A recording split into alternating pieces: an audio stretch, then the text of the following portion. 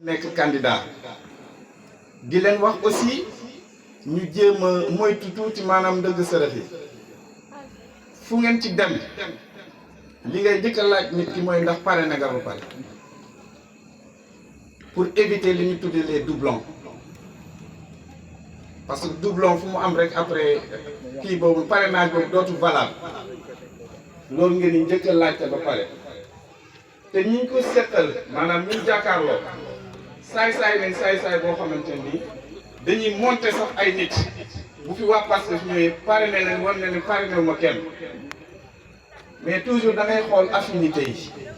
bu ma nee affinité yi maanaam comme ni ñu dëkkee daal ku si nekk war ngaa mën a xam n'est-ce pas def un parrainage utile